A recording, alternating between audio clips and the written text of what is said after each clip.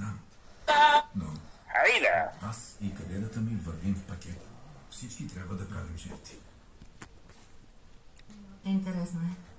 Хората, които казват, че всички трябва да правят жертви, никога не са тези, които ги правят. Хайде да поръчам. Знаеш ли? Не мога да продължавам. Не става дума за кариерата ти. Не е винаги си ме подкрепяла. Но теб те няма.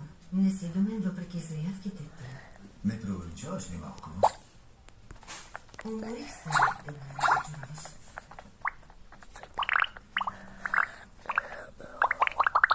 Благодаря. Ако нямаш нищо против, искам да изпия сангрията на спокойствие. Нали?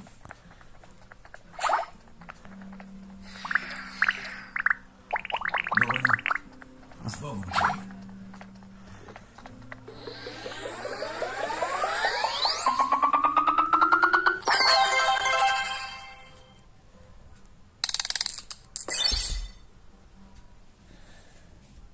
Още една.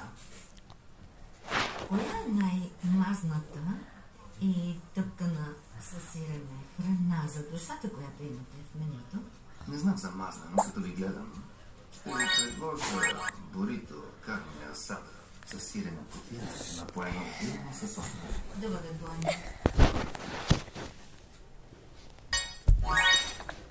Не знам какво става по-рано, но ми се струва, че ако някой те поставя на второ място, не заслужава твоето време и внимание. Просто така ми се струва. Какво ли се пригодим, за да използвам интуицията ти? Всъщност, и аз преживях раздел. Имам отлична интуиция за другите месеци. Трябва да има време да ни е забранено да изберем за себе си. Склонен съм да се съглася. Благодаря, че ме развесели в тази иначе тъжна вечер. Това не е работата. Кантина Халафан. Храна за сърце. Ще поръчам. Благодаря. Нали знаех, че не исках да се окажа права, но ти винаги мислиш за другите.